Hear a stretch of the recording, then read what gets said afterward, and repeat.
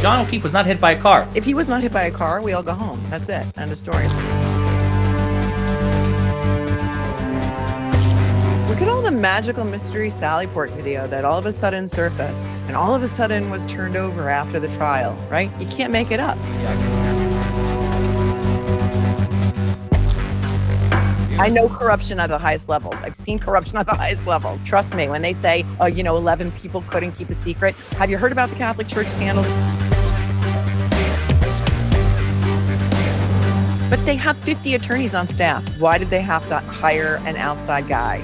Oh, come on, you know the answer.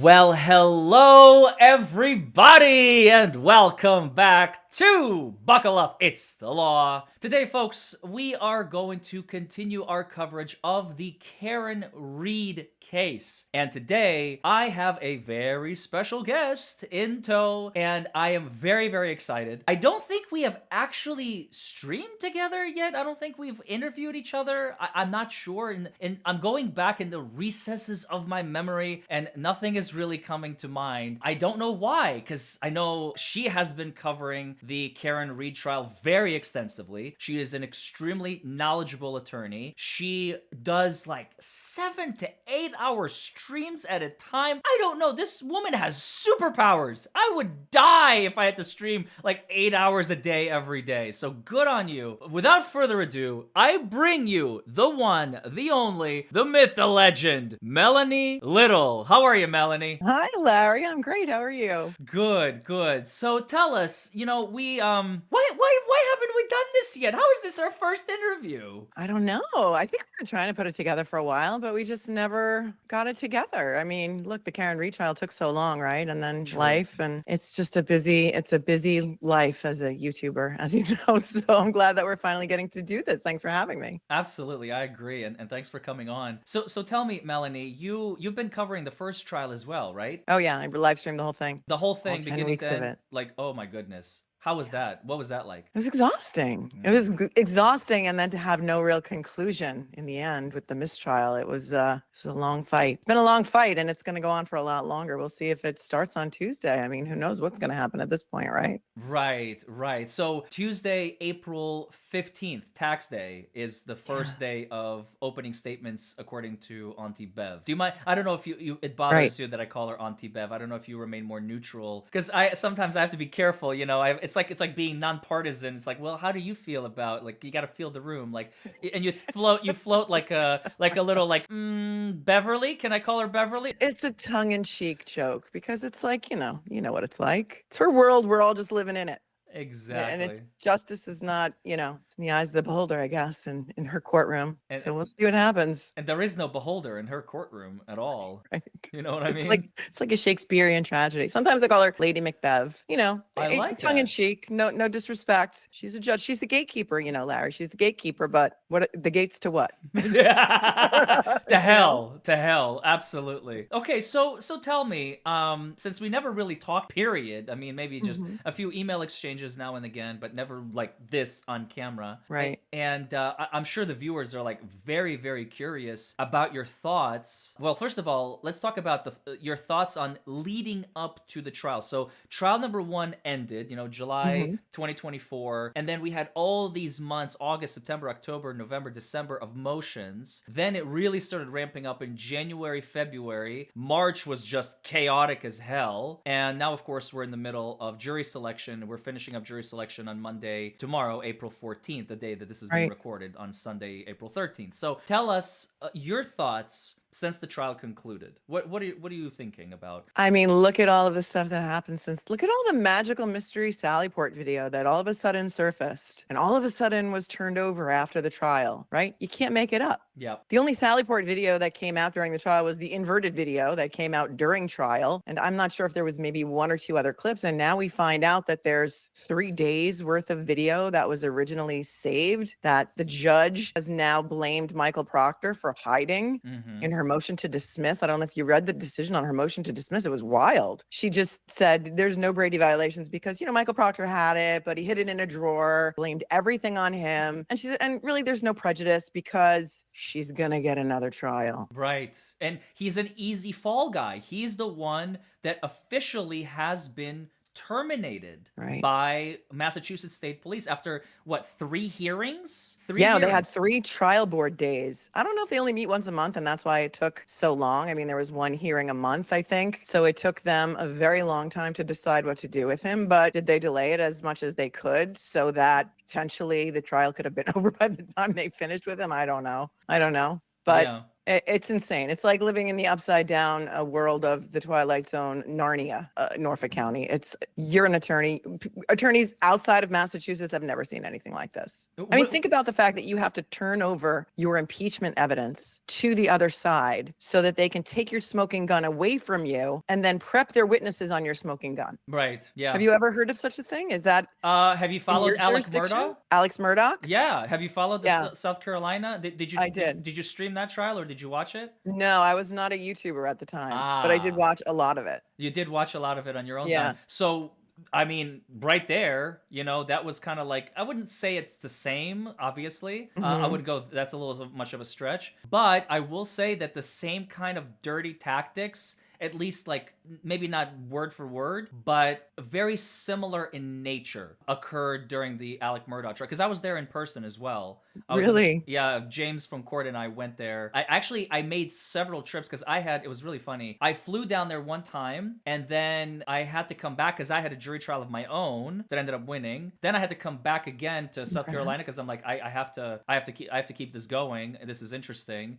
And then I had to come back again, had another jury trial that either got continued, I don't remember. And then I came back a third time, and this third time I drove. And that was a fun drive from Louisville. I don't know how far that is. How far is it? It was 12 hours. I don't know. I made it in 9. Well, yeah, the low country, right? Mm-hmm. That was the low country. And that family had ruled that area for 100 years or something. So that was wild. And watching him take the stand was wild too. Were you there the day that he testified, that Alec testified? Yes, I was. Yeah. Wow. That's historic, right? Yeah. What's happening with that? Did they decide to, is the highest court in the land of South Carolina hearing that case? Yes. Are they going to give him a new trial? I don't Or they know. haven't decided? They're listening to it. Did you watch the jurors testify and Becky Hill testify in her defense saying, "No, I did not corrupt the jury, Your Honor, but yes, I did." Right. Yeah. And isn't that a great parallel with this case? Except in Murdaugh, they had a hearing. Yeah. They had, they called the jurors back. Well, They that's questioned because them. They questioned Becky Hill. That trial is over. So that's why it's purely on appeal. This trial is a hybrid. They're trying to appeal. Meanwhile, Auntie Bev just keeps pushing it and pushing it. And you know what? Honestly, as a judge, just purely from a judicial perspective, and feel free to disagree on this, and I want to hear your thoughts. I think she's doing the right thing. She has to keep her docket moving along, but she is incurring an insane amount of risk because if she's literally 2 days from conclusion of the defense's case or the rebuttal, and then jury deliberation starts on a Friday and they're on a Wednesday, and all of a sudden the Supremes come down and they say, charges 1 and 3 dismissed, double jeopardy, blah, blah, blah. And she's like, bloody hell, I need to start over. Yeah, she'll have to call a mistrial and then start all over. But what I think is so unfair about the jury tampering issue in the Karen Reed case is that if it's true that Trooper Fanning was somehow in charge of this jury, and that one of the jurors who was obviously pro Karen Reed, according to everyone who was in the courtroom for the entire trial. The lawyer, No, the lawyer is now on the defense team. There was another juror who was picked, who was dismissed. Yes, I remember. Yes. Right before closings. Yes. And the reason was because Trooper Fanning, who was Michael Proctor's supervisor, told a court officer that he heard from a guy who heard from a guy who heard from a guy that this juror was in the American Legion Hall talking about the fact that she was on the jury. And there may or may not have been a videotape with audio of her saying this stuff. and the judge just decided to dismiss her without a hearing. So in the motion to dismiss, they argued, listen, there's a potential jury tampering issue. We need to know if Fanning was involved. We need to know, we didn't even get a chance to be heard on that issue with the juror. And so there could have been some shenanigans going on, right? Yeah. And she denies it without a hearing. No evidentiary hearing. No evidentiary hearing about Proctor hiding all of the Sally Port video. Because did you follow the Alec Baldwin trial? Yes, I was there. You were there for that one too? Yeah. Were you there the day that the case was dismissed because of the Brady violation? Yes, Right. yes. I was talking to the clerks and I heard Spyro. Yeah. I was very tight with the clerks, and one of them whispered in my ear that Spyro just took Alec outside, and as they were walking past them, opening the doors, the words conditional discharge, the prosecution offered, like minutes before the dismissal by the court, they were like, let's try and salvage this, and he had to confer with Alec to determine whether or not Alec will take this offer, and probably advised against it. He said, I'm gonna cream them, let me finish the job, because then they would have gotten their plea, they would have gotten like a conditional discharge, 2 years hanging over his head, blah, blah, blah, and Spyro was like, hell no, don't take it. It was so juicy, I have no idea. But it's kind of similar too. They didn't turn over that evidence because Carrie Morrissey decided in her infinite wisdom, she was the prosecutor in that case, special prosecutor, of course, that, it wasn't relevant. It wasn't evidentiary. She didn't have to turn it over. She hid it in a different case file with a different case number. And that judge was having none of it, right? She just dismissed that case from the bench on the spot. Yep. A lot of similarities between a lot of other cases that we've seen, but this one just something is seems up. to keep going. Yeah. So, and I was just remembering. Remember Egg Lady in Yes. Alec Murdaugh? Yeah, same thing. She didn't do anything. No hearing, no nothing. Goodbye. Why? Because Becky Hill got the vibe from her. She's probably going to be a not guilty vote. We got to get rid of her. Right. And they had the thing about her husband, her alleged ex-husband making those alleged Facebook posts, and they didn't have any receipts. And a lot of shenanigans. They just make stuff up, and then we're learning a lot about our just us system, aren't we? We are, and the world is watching too, which is even more wild because there's so many more eyes on this than there were during the first trial, in my opinion. Like there's people watching worldwide. Yeah. And it's even now like more in your face. It's like they're really doubling down on this so much more, and you have to ask yourself why. That brings me to the next question. So leading up to it, we talked about that. Let's talk about the actual trial that is coming up now. I'm not going to say anything. You may have heard my opinions. Maybe people in your chat have said it, but I want to hear without commentary from me. What do you anticipate is going to be one of the biggest, like top 3 things that come to mind after you read all the motions and all that? What is going to be different? What are the top 3 things that are going to be different in trial number 2 compared to trial number 1? Well, I've been saying from the very beginning, I've been screaming into a closet about this case for a long time. I think that instead of saying Karen Reed was framed in the second trial, that the opening should be John O'Keefe was not hit by a car. John O'Keefe was not hit by a car. You are going to hear a lot of things during the course of this trial, and the Commonwealth has to prove to you beyond a reasonable doubt that in fact, John O'Keefe was hit by a car. The injuries to John O'Keefe's body do not line up with a pedestrian versus motor vehicle car accident. There was no motor vehicle accident crash report ever completed for this case in the fatality of a Boston police officer. And the investigation was so bungled from the start that they just cannot show that John O'Keefe was hit by a car. I've been a civil litigator for decades. I've handled thousands of car accident cases. I've handled dog bite cases. I've handled all kinds of harassment cases, sexual abuse cases. I took on the Catholic Church for the victims and survivors of clergy SA. Oh, good for you. I know corruption at the highest levels. I've seen corruption at the highest levels. Trust me, when they say, 11 people couldn't keep a secret. Have you heard about the Catholic Church scandal? Because they kept that quiet. Which one? There's like 100,000 of them.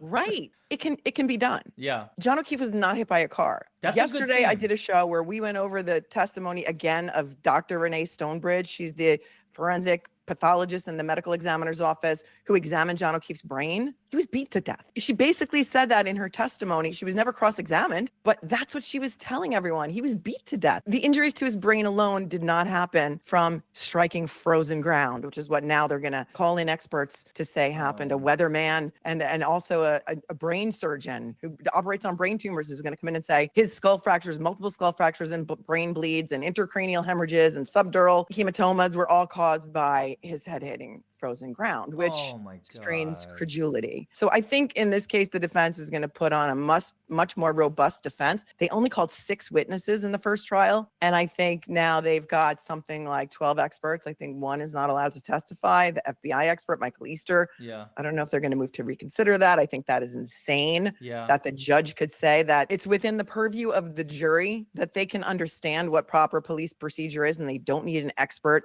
to testify about proper police procedure because the defense can cross-examine the witnesses about it. Do you think the witnesses that all of these troopers and Canton PD are all going to admit that they failed, that they did a poor investigation? Like, that's ridiculous. Yeah. So I think it's going to be a much different case. And I think Brennan is a much different prosecutor than Lally was. Look, Lally was like a one-man band, right? So is this your point number 2? I know I asked you top 3 Well, things. all So right. So different one theme, is, focusing on this was not a different car theme. accident, Yeah. right? Number 2. Number 2 is the fact that they're going to put on a more robust defense. More robust defense, and then Brennan is your number 3. Go ahead. And sorry. then the difference between Lally and Brennan. Yeah. What about you? What do you think? Oh, no. So finish. I'm curious. I'm sure the Yeah, audience so wants to I know. think that Lally was like the one-man band, like he had cymbals between his knees, he was playing the harmonica, he had the accordion going, he had like a horn in his armpit. He did it all. I mean, that Laura McLaughlin, she didn't say a word during the entire trial, maybe 1 or 2 words. Yeah. That's a heavy load for one attorney, right? Yeah. There were how many witnesses? Like, I can't even remember how many. 86, I think, including the defense, it was like 92, I believe.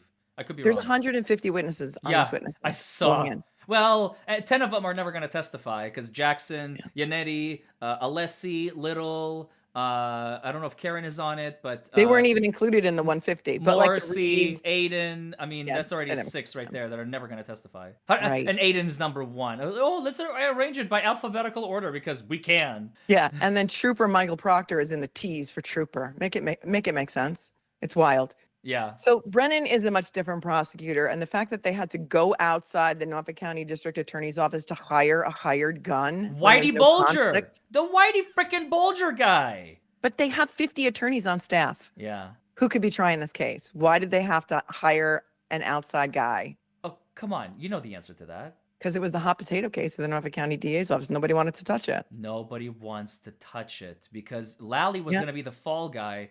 I predicted this. When I first got my feet wet in September of 2023, when Aiden came on my show, I was in Poland, and those my regular viewers will go, oh my God, yes, I remember that interview. It was the first interview that I ever did. I brought Aiden on because everybody's like, Larry, you need to look at the Larry. And I was like, okay, I'll look at it. What is this? And he showed me, and I was like, okay, this is simple. Like car, body, connection, no nexus, dismissed, right? Oh, and that's when I learned. I predicted at the time, Lally's going to be the fall guy. The minute he loses this case, he's just going to get fired. That's it. And they're going to throw his ass to the curb, and they're going to be like, bye, see you never. Go, start your own practice or go work for some other prosecutor's office or whatever. Good luck to you. Whatever you want to do. He was the fall guy because he's a nobody. He's a nothing. He has no personality. He's got no spunk. He's got no energy. He's just a thing that just exists and moves through the world and says words. I don't apologize for that statement. It's just how I perceive him. But you know what? He's not, I didn't get the sense of evil from him. No, like it's I said, dirty. He was just sort of like, he's just a fall guy. Brennan is, gotta go do my job, gotta make the donuts. Brennan is freaking dirty. That guy, I cannot stand how manipulative, and who he reminds me of? Guarino.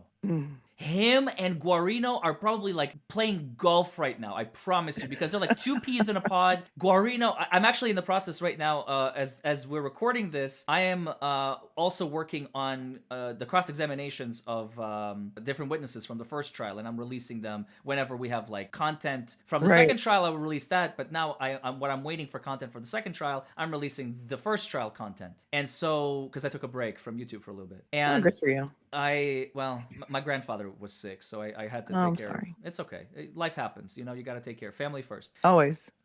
So the problem was, I remember I started watching Guarino, and I was like, oh my god, I forgot how much of a deceiver this guy is.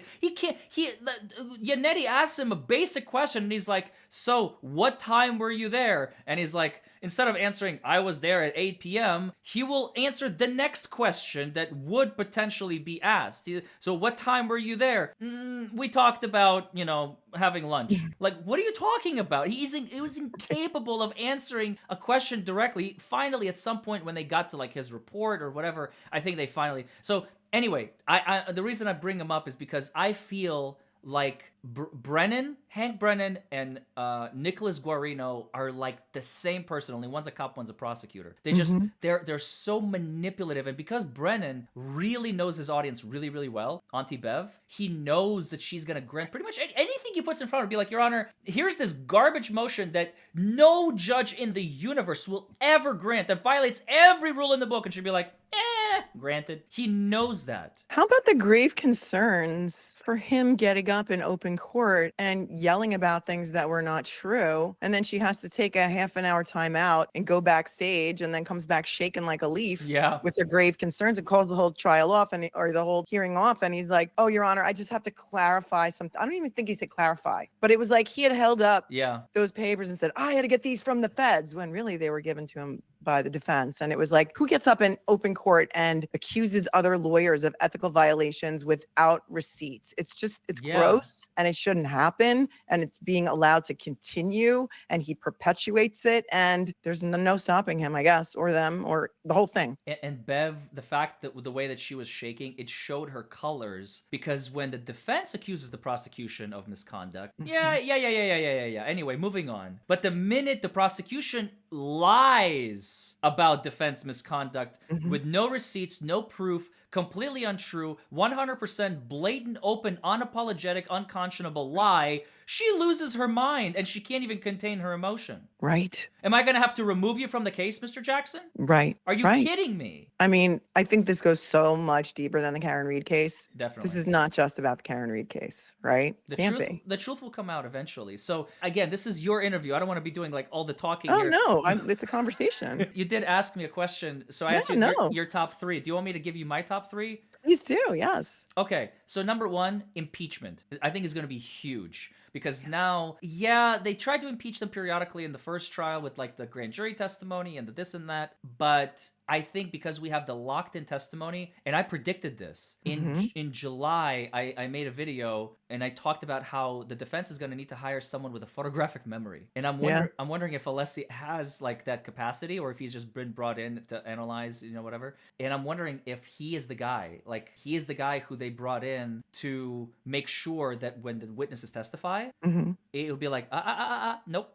In the first trial, you said, he might be that guy, that extra guy. So that's number one. Number two, like we already talked about this, so many more witnesses. The defense knows from the interview with the juror, and now they have a juror consultant, which is insanity. I've never heard this in the history of the United States, the history of the world. I don't think this has ever happened. This is a case of first impression for a juror from the first trial to join the defense team. Right, I agree. I don't know that I've ever heard of that either. Anywhere in the world, in the history of all time, in my experience. So that's number two. So that's going to bring the defense to... Because there was one very interesting thing that I remember. Who was the juror that gave the interview to Boston 10? Are you talking about Ronnie? Ronnie. The guy with the bow tie? Yeah, he had the bow tie on during trial. Bow tie guy, yes. Ronnie, he said something very peculiar, if you remember. He said that he was so frustrated during the first trial listening to the witnesses that in his head, he was like, will you just say the truth already? For the love of God, just say the truth. You remember that? Yeah. So that tells me if he was thinking, I mean, we're all thinking that, that's obvious. Right. But the jurors don't know what we know. And so they're kind of getting it, in the 10, 12, 14, this case might go 16 weeks for all we know, with all the breaks Bev is going to take and, all the vacation time and the this and that. They're going to be sick days. They're going to be like all these sorts of days.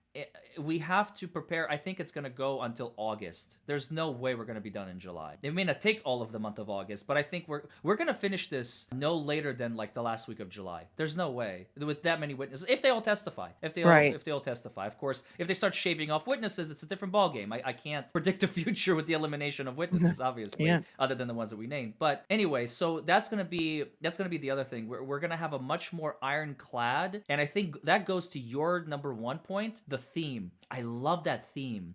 John O'Keefe, because framing is difficult for people to grasp without like actual evidence, and Bev has suppressed so much of that evidence in trial number one, and they already know, the defense knows she's not going to let it in trial number two. So that is a win for the defense, because they're like, let's take a new tactic. Let's do a Right. completely different approach.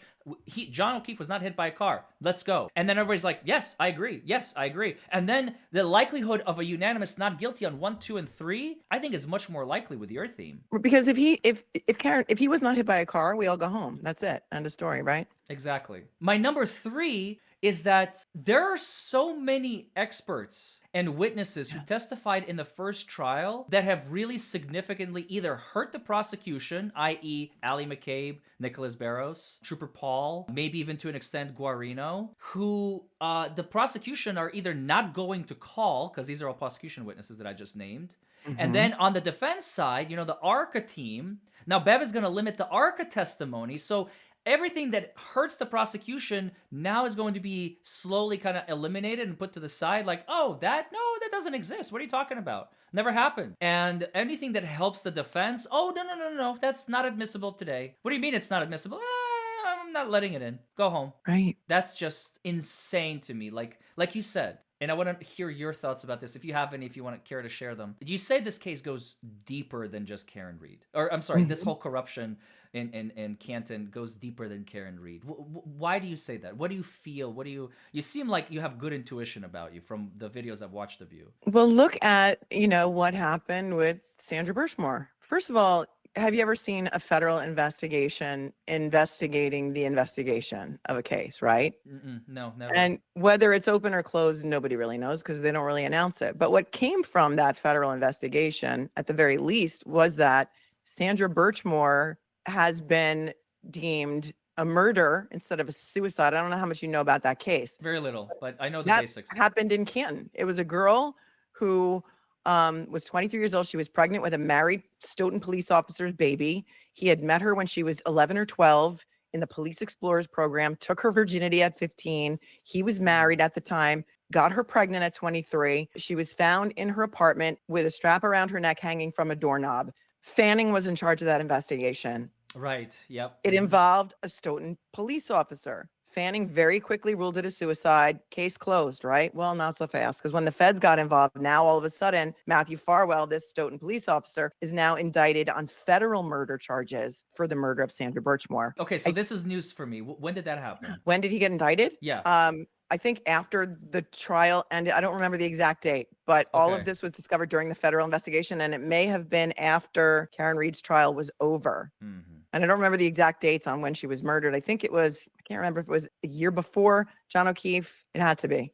So John O'Keefe was 2022. No, it may have been 2021. Yeah, 2021, because it took 3 years for them to investigate that and arrest this police officer. So what do they have in common? Well, Fanning, for one, Canton PD, number 2, because they investigated Sandra Birchmore because her death happened in Canton. A lot of the same troopers were involved, and it involved another cop. Yeah. Right? So we don't really know what the feds were investigating, what their target was. Is it the DA's office? Is it the MSP? But there's so many cases with so many parallels to this one. Yeah. And I have family and friends that have lived in the area, and they've been talking for decades about how corrupt the police are in this part of Massachusetts. And so it's been a very well kept or poorly kept secret for decades. Ask anybody in Massachusetts. That's why they're so outraged, because this has been going on for so long. And there's finally the Karen Reed case that's really shining a light on it. Yeah. What they've known for decades. This is beyond corruption. This is a crime. This is a criminal syndicate. of consisting of police officers, prosecutors, and now judges, Could like be. protecting each Like, we don't other. know. That's what it smells like. I mean, it was very interesting when the whole thing happened with Karen Reed. The whole trial, or the whole like syndicate, it appears like there is something just. Oh, the federal investigation. Karen Reed said it's still open. Brennan insists it's closed. Nobody knows the truth because it's the feds. And if you read the letter, the very, very short, not letter, it was a press release Mhm. by the chief of Canton PD, she Right. was like, I spoke to a AUSA, Assistant U.S. Attorney, and he told me it's closed. Thank you very much. Have a great day. And that's all I did, and that's all I need. Right. And it's on Canton PD letterhead. Like, what does that even mean? Nothing. It's a piece of paper. It Crumple it up. means nothing. Exactly. But of course, Brennan, armed to the teeth with it, goes, Yana, this case is open and shut. Let's move things forward. Like, oh my God. Let's go back to Garino for a second, because now Yeah. I know that he's your least favorite witness. One of.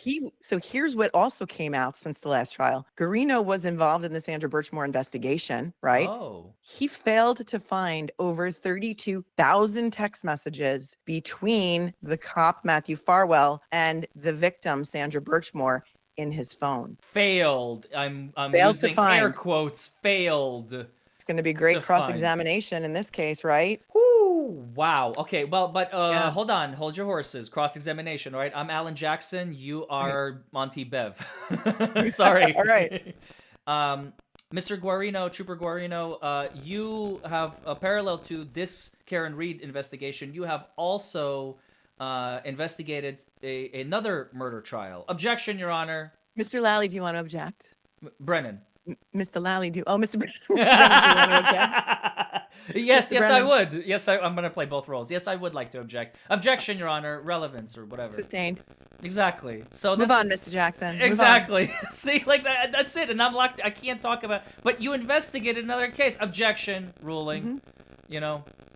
So I'm with you. I agree with you. It would be amazing if some of this stuff could come in, but I'll be honest. Actually, no, if I think about it from a pure attorney's perspective, let's forget it's in Massachusetts. It's in a utopian courtroom. I would still object to relevance. This has nothing to do. Yes, it goes to his practice and how he mishandles cases. And Bias? with a really, really good judge. What about bias or incompetence? Tell me more. Tell me about bias. I agree with competence, but bias. Where's the bias? Well, I mean, if you're trying to protect cops, how do you not find 32,000 text messages on the cop's phone when they've seized her laptop, the decedent, and all of the messages are on her MacBook because she had an iPhone. They're all there. What do you mean you didn't find them? Exactly. How could you not? Okay, you're right. You're absolutely right. I again, because this is all brand new for me. I'm catching up. Box, but that's brilliant. You're right. It goes to bias. It goes to how biased Guarino is to protect a police officer. What is he going to do in the Karen Reed case? He's going to protect, former law enforcement agent Brian Albert and Brian Higgins and Buchanan and all of them. Yeah. I absolutely agree with you. So, there's other cases coming up too. There's the Brian Walsh case. I don't know how much you know about that. Nothing. Brian Walsh is the guy who, in the same county, dismembered his beautiful wife, Anna, and distributed her body parts in dumpsters all over town. It's a no-body murder case. This happened, I think, the year after John O'Keefe. So this would have happened in 2023, and around the same time, like New Year's Day. Is he a cop? No, he's not a cop, but the Google searches in his case are most of their evidence are the Google searches. He Googled things like how to dispose of a 120-pound woman's body if you really need to. What's the best chemical to disintegrate body parts, things like that. This is some Breaking Bad shit. Proctor is the main investigator in the Brian Walsh case. And so we know that Proctor knows how to conduct an investigation because we've been over that investigation and we've been over other investigations that he was involved in. He knows how to do it. Yeah. Why did he just choose not to do it in investigating the John O'Keefe murder? Because he's protecting the McAlberts. And how can you say Celebrate is the gold standard in some cases, and in the Karen Reed case, Celebrate means nothing because 227 never happened. There was a tab open and all of that other nonsense. Yeah. You can't use it as a shield on a sword, right? Right. So Cherry picking. every defendant who's locked up in the Massachusetts State Prison, wherever that is, who was convicted on Celebrate, is now banging on the jailhouse doors trying to get out. Saying, well, Celebrate, you're saying Celebrate's not accurate. There was a glitch in the matrix and the software. They had to change it. Yeah. No, you're right. They cherry pick, and that's what corruption does. There is no uniformity. Some people get special treatment, hence the just us system. that a lot of people like to use. I love that term Yeah. because, as much as I'd like to believe that there's justice out there, I could tell you war stories for days on how, when I was green, how prosecutors pulled the wool over my eyes, Hmm. coached witnesses right under my nose that I will never be able to prove short of their testimony. And I'm like, you know exactly what you're talking about because you just had a conversation with the prosecutor, didn't you? And I tried to call one out one time and it didn't backfire, but I don't think the message was made across because I was too green. I was not ready to be able to like attack on that front. I was not equipped. That was the day I learned actually that a trial is a war zone. Yeah. Up until that point, I still believed, and I had this was like my second trial, I think, maybe my third trial, yeah, and ever in my career. And I was learning, I was trial by fire, and I did everything I could, and I still ended up losing that case. But I lost it for other reasons too. My client was an idiot. He testified, and I told him not to say what he wanted to say to the jury, and he said it anyway, and they gave him 10 days. But so that was deserved. But I was still able, like the first police officer I remember I cross-examined. It's on my channel. It was unbelievable to see how much I learned because when I thought all this ethics that they taught us in law school and all that nice stuff, like oh everything is peachy, and the minute you see something, say something. It's like, Right. and then you get out there and you're like, it is a freaking, you go into no man's land. There are bullets flying over your head, and you're just like, It you're is. just trying not to die. And the minute you realize that, this is the beautiful part, Melanie. I don't know. You said you've done thousands of cases. I don't know how many you've tried, but I can tell you from personal experience that once you learn that it's a war zone, you can never unlearn it. And actually, life becomes a lot easier because you start treating it very seriously and in a Hmm. completely different way. The rules are out the window and it's a dog eat dog. And it sounds like, oh my God, that sounds complicated. No, it's complicated when you don't know it's dog eat dog and you walk into it and it's a landmine and you're like, "Pfft," and you blow up. That's when it's difficult. It's easy when you're like, I know it's dog eat dog, so let's freaking go. Right. You know And what a I mean? trial is a living, breathing thing, right? Yes. It could, It you have to evolves. be able to pivot. Exactly. In a moment's notice. Uh-huh. The And the some attorneys can't do that. Like Lally had a list of questions, right? He had a Yeah. list of questions and he went down the list. And we've seen other attorneys lately do it too. They can't pivot based on the answer that the witness gives them. There are certain things that they have to take and run with. You have to be able to do that. And Karen's team is very, very good at that. You need some emotional Right. intelligence, I think, to be able Must to see. be a very talented attorney, period. A trial Yeah. attorney, defense or prosecution, doesn't matter. Right. 100%. What were you Yeah. going to say? You said, remind me to tell you about Cave something City. city. Yeah. Cave City, Kentucky. There's a famous story. I mean, you heard about the judge who got shot in his chambers by Yeah. the bailiff. Mickey Steins. Well, wait, Yeah. the sheriff, the judge that got shot by the sheriff, right? That Sheriff. one? Yeah, Yeah, sorry. yeah, I yeah. said bailiff, sheriff. I mean, same thing, really. So there was another story. I mean, there's a lot of like stories. There's the Robert Poole. He was a lawyer, sex trafficking, women who are defendants, like paying them in heroin and getting sex favors in exchange. There's a lot of stuff that comes out of Kentucky. There was that judge who had a sexual relationship with the lead investigator, like a detective in Oh, like, which is fine. It just wasn't disclosed. That was the problem. You can sleep with whoever, if it's, if you're not married, whatever. I don't see a problem with that, but the problem is it was undisclosed. There was that one prosecutor this was in Northern Kentucky. There was that one prosecutor who tried to do like a documentary, and she brought in a film crew, and like all these indictments that were coming down, private, super private information that is confidential. She was like, yeah, just talking about it on camera, and so we're indicting so and so, and now we're indicting so and so, and yeah, it's a great day at the Commonwealth Attorney's office. She got shut down real fast and booted out of the office.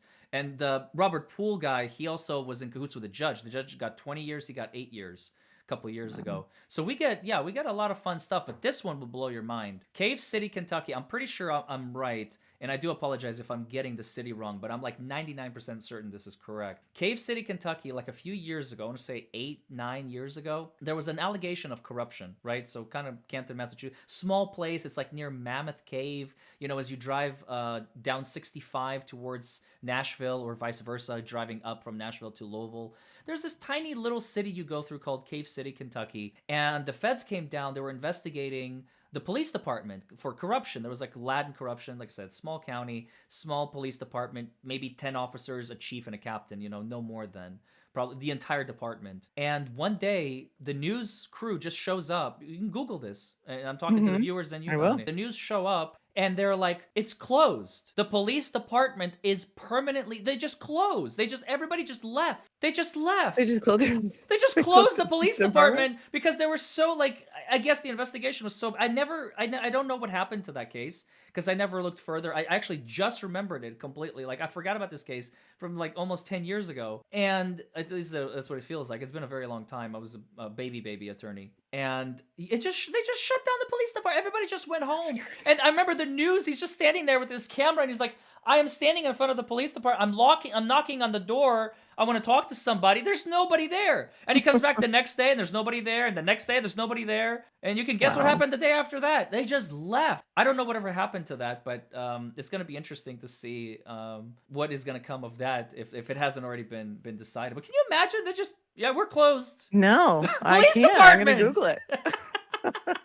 I need to Google it now. Can't make this stuff up. You just can't make it up. No, it just boggles the mind. And look, I get it. Like have you done any criminal defense, Melanie, in your career? No, never. Okay. Never. So you never had the pleasure of dealing with a prosecutor who, in his mind or her mind, are already willing and able to dismiss the case because they know it's garbage. They know you're gonna win. But you know what they do? They test you, and this is how they test you. And you haven't lived until you've experienced this. And it sounds like, Larry, this is the dream. Like, don't you love these prosecutors? No, I do not. Because I make my money elsewhere. They force my client's hand because they know trial costs extra. They force my client's hand. They go, let's go to trial. And they see, can the client afford it? The client can afford trial or can they not afford trial?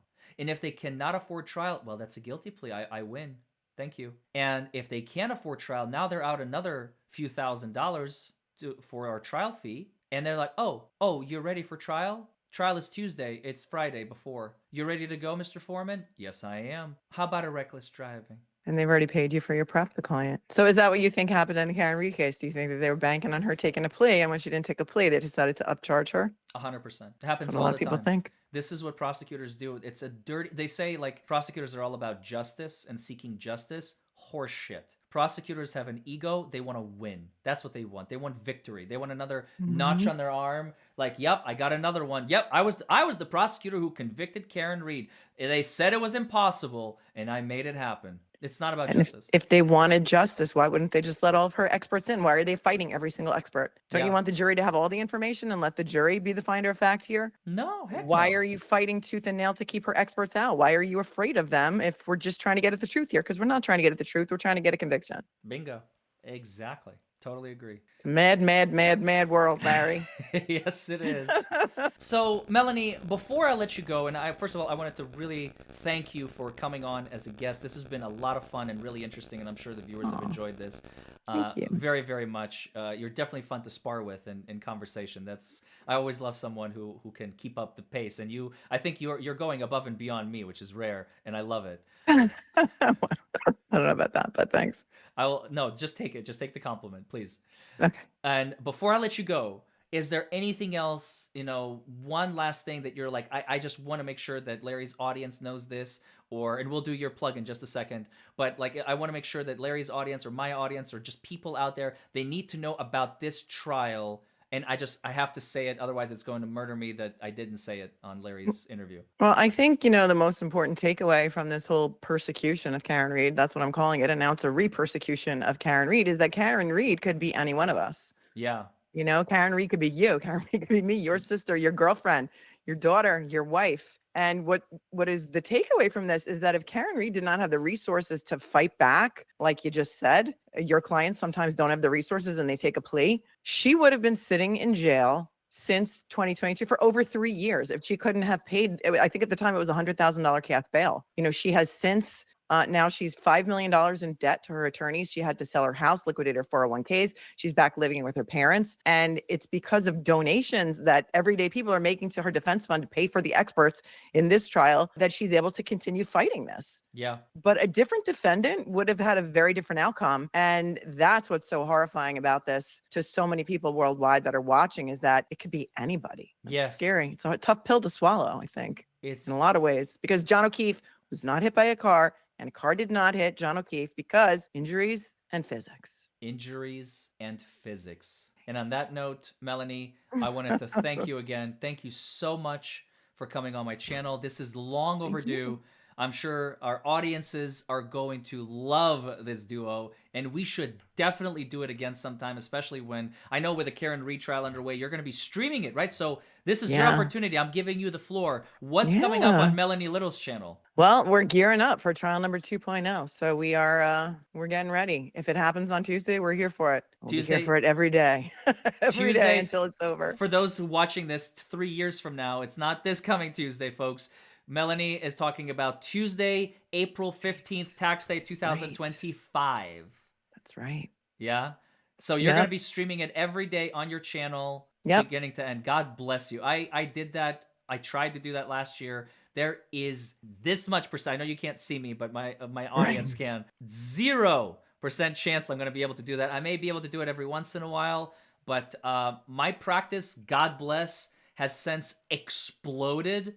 Mm-hmm. And we are getting calls from all over the country, Melanie. That's fantastic. I'm Country. retired, so I'm here for it. Good for you. And I'm here you for it, and I have a do great it. commute. If you guys want, I'm telling my audience now, if you guys want a daily streamer that matches my energy, I know she's not as entertaining as me. Okay, leave that alone. Leave I that try. aside. I'm just kidding.